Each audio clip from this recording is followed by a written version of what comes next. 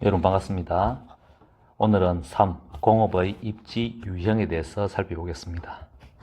먼저 입지라고 하는 단어는 인간이 경제 활동을 하는데 선택되는 적합한 장소나 지역을 말합니다. 그래서 공업의 입지 유형이라고 하는 것은 공장의 최적 입지점은 어딜까를 찾는 내용이 되겠습니다. 공장의 최적 입지점은 당연히 이윤이 많이 발생하는 곳이겠죠. 이윤이 많이 발생하는 곳은 어딜까요? 그곳은 시장일까요? 아니면 원료가 많이 나는 원료 산지일까요? 아니면 값싼 노동력이 풍부한 곳일까요? 어떤 곳이 공장의 최적 입지점일까요? 정답은 업종마다 다르다라는 것이 되겠습니다. 예를 들자면 아래 표에 있는 시멘트를 만드는 공장, 그 다음에 가구를 만드는 공장, 그 다음에 섬유와 신발을 만드는 공장은 각 지향하는 지점이 모두 다릅니다. 즉, 각 업종마다 입지하고자 하는 곳, 즉 지향하는 지점이 모두 다르다는 뜻이죠. 첫 번째, 원료 지향형이라고 하는 것은 원료 산지에 입지하기를 희망한다. 즉 원료 산지를 지향한다는 뜻이고요. 시장 지향은 시장에 공장이 들어서기를 희망한다. 노동력 지향형은 값싼 노동력이 풍부한 곳에 입지하기를 희망한다. 적환지 지향형이라고 하는 것은 적환지에 입지하기를 희망한다. 즉 적환지라고 하는 것은 정리하기 바랍니다. 운송수단이 바뀌는 지점을 이야기합니다. 그래서 운송수단이 바뀌는 지점을 지향한다. 그것이 적환지 지향형이 되겠습니다. 운송수단이 바뀌는 적환지는 대표적인 곳은 EX, 예를 들자면 항구가 있겠습니다. 항구는 배에서 그 다음에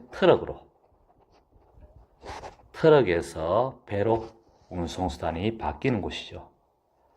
그래서 항구가 대표적인 적환지가 되겠습니다. 마지막으로 집적 지향. 집적이라는 것은 모으다, 집자. 이건 우리가 집촌할 때 배웠습니다. 즉 모여 있기를 지향한다, 그런 뜻이 되겠습니다. 이어서 원료 지향형과 시장 지향형, 즉 공업 입지 지향형의 특징에 대해서 하나하나 살펴보겠습니다.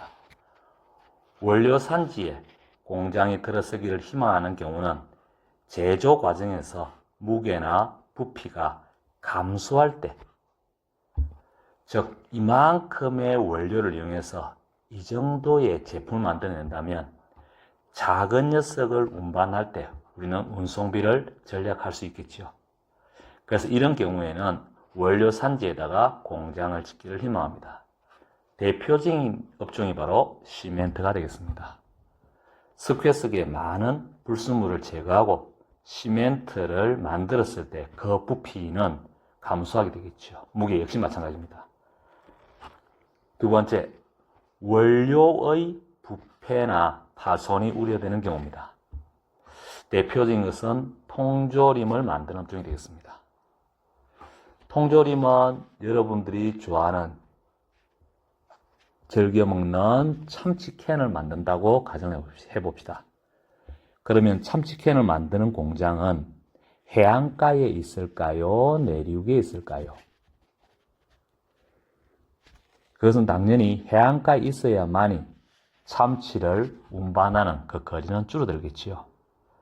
그래서 통조림을 만드는 공장은 원료 산지에 입지하게 되겠습니다. 시장 지향형은 원료 지향형과 반대라고 생각하시면 되겠습니다. 제조 과정에서 무게나 부피가 증가하는 경우에, 두 번째, 제품의, 즉 원료가 아니라 제품의 변질 및 파손이 우려되는 공업이 되겠습니다. 무게나 부피가 증가하는 경우는 가구를 만드는 경우, 그래서 나무를 잘라서 가구를 만든다면 그 부피는 늘어나게 되죠. 그러면 운송비는 비싸집니다.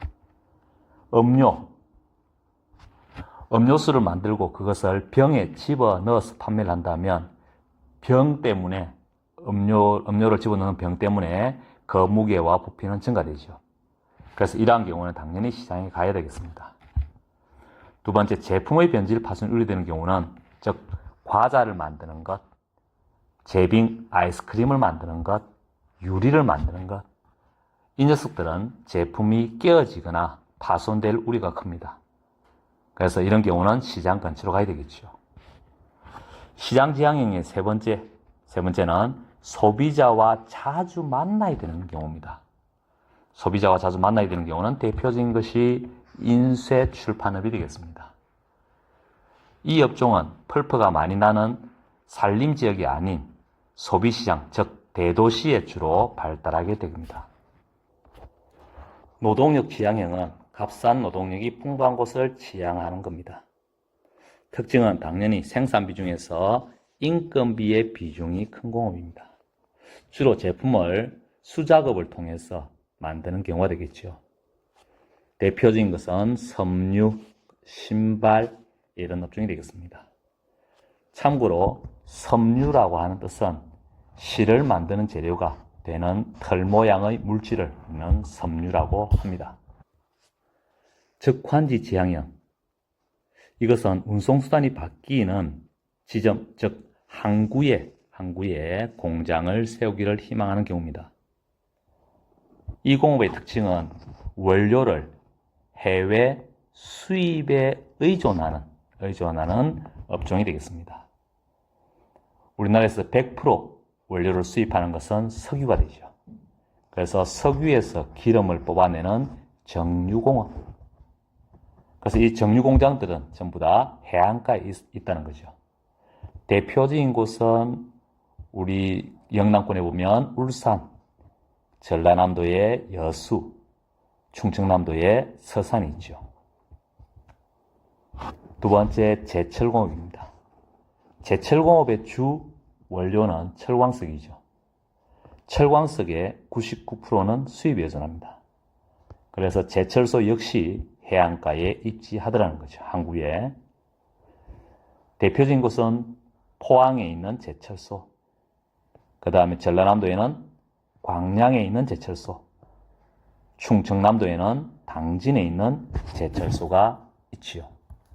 마지막으로 집적 지향형 공업입니다.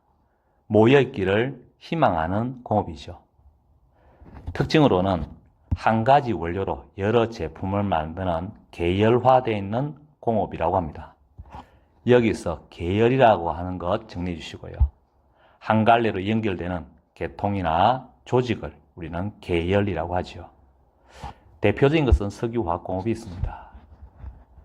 석유라고 하는 원료에서 어떻게 가공 처리하느냐에 따라서 어떤 녀석은 비닐이 될 것이고 또 어떤 녀석은 플라스틱이 될 것이고 또 어떻게 가공 처리하면 의약품이 나올 수도 있을 것이고 페인트가 나올 수도 있을 것이고 때로는 화장품이 나올 수도 있겠습니다.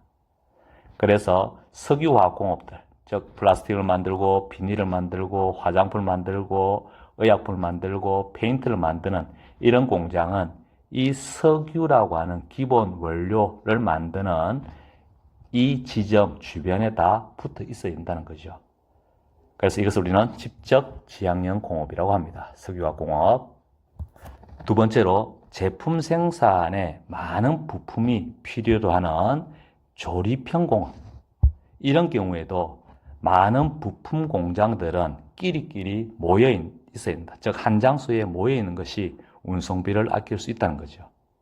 가장 대표적인 것은 자동차, 그 다음에 조선, 공업이 되겠습니다.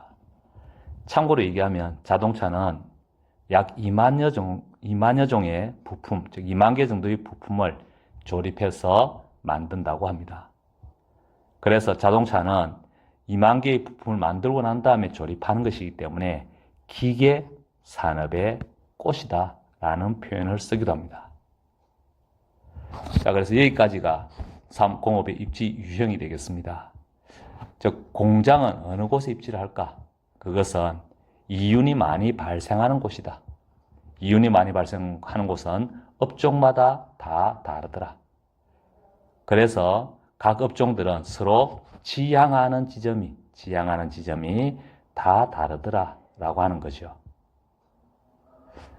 자, 오늘 수업은 여기까지가 되겠습니다. 고생 많았습니다.